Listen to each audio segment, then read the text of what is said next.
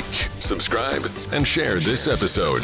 To listen to more savvy episodes and savvy biz tips, go to www.lifeunscriptedradio.com. To find out about our paid sponsorship opportunities or how to become a guest, email Christina at lifeunscriptedradio.com. Hi, Bogdan Odulinski. Welcome to Savvy Broadcasting, Life Unscripted. I just want to make sure I got that right. Thank you so much for coming to join us today. You work with Solve IQ, and they're helping employees stay more productive in the staying from home environment, which still a lot of businesses are working from. It's been a challenge for some businesses, especially smaller businesses. How do I keep my client, my staff as productive as possible? We talked a little bit before the interview how some staff are feeling overworked and actually working more hours, but is that productive? But before we go to share all that wonderful information, share a little bit about your backstory. Oh my gosh. So I have been a computer freak since high school. I'm going to date myself. Even before there were PCs, I found the computer room where they did the accounting at my high school and asked if I could, get use of that thing. It was a tape deck with a keyboard. Fast forward through college, I did a business degree with a minor in computer science, and throughout that, the PC market had started exploding. I thought the personal computer was kind of new, right? And we're talking about early days of Windows. When I graduated, I decided I'm going to go full into that tech world that was being led by the PC industry. So I ended up moving to New York City, worked for 10 years there as a consultant. All the high-tech stuff. Novell was big in the early days. Then Microsoft took over in the enterprise. And I worked for Fortune 50 companies doing all their new initiatives for sort of at an architectural, consultative, and training level. Yeah. In a mix of that, I also spent a lot of time training tech people, either aspiring new tech people or people that just want to get up to date to the latest stuff. So I've been a person that's always been motivated by tech and its possibilities, and I'm always looking for new ways to apply tech in an interesting and useful manner. Yeah. Now you work for Solve IQ, which was a part of, is it Asurvio? Is that the parent company? Yeah, Asurvio is the actual corporate name of the company. Solve IQ is the brand that we market under. That's cool. So do you build computers too? Are you into the nitty gritty, getting in that sort of thing on your own time, or not really? So below my desk is a home built PC with one of the latest NVIDIA cards, and it's got like 32 gigs of RAM. So yes, I still build my own PCs. In fact, I paid my way through college building PCs for people and actually programming as well. That's awesome. I used to write code for people. Right now in front of me, I've got three laptops, a Mac, an iPad. I'm not telling you what's in my other rooms. Yeah. I get you, because my husband loves to build. He helped build my computer I'm working on right now. It's a monster. Built his own. He had me help, but really he gets all the materials. I would not be able to go to a computer store and pull all the components. But what I did find amazing about opening it up, putting all the bits together, is really if you study what goes with what, make sure you get the right components, it's really not the mystery is not as crazy as it seemed. It seemed a lot more difficult when you go there to buy the computer, all the inner bits, but it's really not as complicated as people think. No, it's not. It's actually anybody could build it. Really, you just have to want it. You have to like it and want to spend some time researching a little bit. But it is not rocket science by any means. Heck, if I could do it when I was 15 years old, right? Anybody could do it now. Yeah, it's great. Yeah. But now you're helping with Solve IQ, helping share with us how they're helping employees stay more motivated and productive, because that's been a big thing I've been hearing for a lot of businesses. Sure. So first, I got to give a little bit background on Solve IQ and how it grew and so on. I used to work for a major PC manufacturer. Mm-hmm. Once I left New York, I'm in Austin now. And I got the privilege of working and trying to solve common issues, common problems that consumers face every day. And in that role of services architect and so on, I came across what is now Asurvio, and ended up working for Asurvio. And what we focus on are precisely those things that annoy you, that prevent you from getting work done. That really, when you buy a PC, it's to get something done, even for home use, right? You want to do something with it, right? And there are things that come across that prevent you from doing those. It could be can't print for whatever reason. Maybe you just bought a printer and just getting it working. It could be errors that come along or crap that ends up on your PC, you don't even know how. So both the OEM back in the day, those were things that sort of cropped up on the radar. And those are the things that Asurvio kind of goes and focuses on today. I love so that. We perform a bunch of functions. Among them is at a very foundational level, we're just going to keep that system running smooth, right? We have this optimization, unique, it's patented capability. What it does is anytime you launch an app, we detect that, and we have a library of optimization to make sure that app runs as smoothly and quickly as possible. That's one. So there's a foundation of performance in everything we do, because that's what we care about. We want that thing to run as fast as possible without any glitches. So now on to the glitch part, right? So the optimizing is one thing, but the other thing is preventing glitches, right? So we have a bunch of preventative, what I call performance protection capabilities. So we'll block your computer and you, like day to day, you're browsing the internet, part of your work, right? We spend most of our time in our browser, whether it's for home use or for business. We don't want to end up clicking on an ad or ending up on a website that has some kind of malware behind it. So we've got some DNS, what's called DNS protection.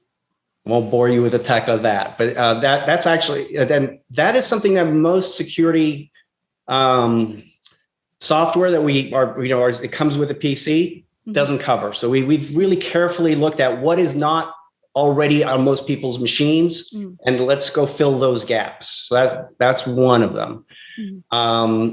Like I mentioned, all the aspects of plugging devices in, right, and out, that creates all kinds of weirdness. I don't know about you, but every few times I run Zoom, all of a sudden my settings aren't right. Yeah.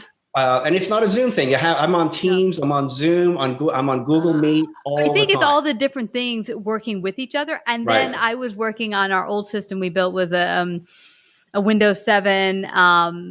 It was not a 64-bit, which this one is. And then when things upgrade, you don't realize, well, my computer's broken. It's really that, no, it's just that things are not maximized for that. Your computer is maybe outdated. One thing you mentioned, very interesting, the clicking on stuff. You think, oh, I got to do some research. And you think, well, I just went to credible sites. And they might not have malware, but they might put stuff on your system that gums it up. So people think, oh, the computer's broken. But it's really that you have so much stuff out there that's really gumming up, that if you knew where to go and how to get it off, you could remove that stuff and your system would be up to par again. Yeah, we call that Deceptive App Protection. There's a whole class of apps like that. So that's, apart from the DNS part, that's part of our performance protection, is to address that very thing. One last thing, right? At the that I want to make sure I don't forget. It's not even last, but one of the key things I want to make sure I cover is, it's not just sort of this piece of software that just kind of runs there and automatically does things. Behind that, right, we know we're not going to cover every issue that comes up. So those things, there's new things that come out all the time. So along with that service, embedded into the software, anytime that you interact with it, right there is available a little chat bubble or a phone number if you would rather a phone, and you get to talk to a human being instantly to help you out. And that is a massive stress reliever when you know you don't have to try to figure out some Byzantine menu, right? When you're calling some support line, right? Whether it's your own IT or you're trying to call the manufacturer of the device, you just have instant access, and we cover any issue, whether or not the software is supposed to cover it or not. We don't care what it is. We're here to help. That's part of the service. I love it. So I think that's a stress reliever. I view that as a stress reliever, knowing that. Absolutely. We had a software we used for one of the places I consulted at, and oh my gosh, getting someone on the line to deal with some certain issues with the software was hell. And that often is the case with a lot of companies, computer-wise or otherwise, and especially what I think is hard for a lot of people who are completely not savvy computer-wise, software-wise. They will call and everything will sound like Chinese and they're like, what? Where am I going? So what's great is to have a list of people who are experts, but know how to walk people through who are not experts on how to figure out a problem and resolve it. Exactly. Yeah. All people want to do is accomplish a task. Yeah. Exactly. They actually don't care about what it is that's getting in the way. They just want it out of the way. Make it go away. That's it. Yeah. And that's precisely the kind of at least our goal is to help those people that really, if you're really technical, I'm very technical. I'll solve my own problems all the time. When I'm calling for support, I'm desperate. Oy. Yeah. You hit a big spot. I've tried everything. Yeah. Yeah. And you mentioned something very important about malware. I think I've talked to, I don't need that stuff because I have no malware. I don't go to crazy sites. I don't know. Well, you know what? You'd never know because my husband, as I said, he's built computer. He knows computers very well. We were sitting up one night. We were thinking of getting a new vacuum. We went to a site that was a reputable site. And on that site, we found that we got malware. And it was a site that, for a particular vacuum company that everyone knows, very reputable, and there was something behind in their system. In this digital age, you can be the best site or website, a reputable company, and there can be things hiding and lurking that you're not expecting. Right. You might have been hacked and you're not aware of the hack, right? Now, yeah. I mean, God knows we hear of hacking stories in the news almost every day now, right? Mm-hmm. And, imagine that these are large corporations that are making the news. How many smaller businesses with small websites are getting hit? Yeah. So that's why, when you think about it, if there's one thing that's going to prevent you from being productive, it's getting hit by some crapware or some malware that's impacting you, right? And getting the dreaded blue screen. But really, the big thing I want that we're focused on is basically making sure that you're not getting stressed by the tech that you use every day. Mm-hmm. That's what we're here for. Yeah. How do people get up and going? There's small business listening. They said, "Oh my gosh, you guys are going to be our saviors. We so need help technical wise." How do they get started? What does it look like? Well, so. That this is where I kind of need to be clear. We've been Asurvio has been focused on the consumer market for a long time. Mm-hmm. Since COVID started, we noticed based on all the signups, we have massive uptick in volume. Everybody's online more. Yeah. The more people are online, and not only are there more people online, but they're also on longer than they were in the past. Mm-hmm. So we started to notice that the kinds of support requests we're getting, the kinds of signups we're getting, are people that actually are signing up with their home PCs because they're using their home PCs for work. Yeah. Somewhere in the 20-30% range. So we're actually creating a specific version of our service for small businesses, but there's nothing stopping them from using the consumer-focused version right now. Right. The only difference is that for the small business version that we're going to launch sometime in the next couple of months is that it'll be more of an experience focused on a small business. Yeah. But in terms of the actual delivered services, it'll be the same. So do they call and you give them an estimate? They work with you? What does it look like? So today, it's actually really pretty straightforward. You go to the website, you download the software. Once you've installed it, you'll get prompted to go ahead and purchase a license. Mm-hmm. We actually today, I think it's at least 3 licenses for it's covering three devices for like $10 a month. Oh my God, it's awesome! I mean, there's no small business that can't afford that. That's awesome. Absolutely. So we're focused on that truly that small. I could like the solopreneurs, the gig workers. That's who I know is working.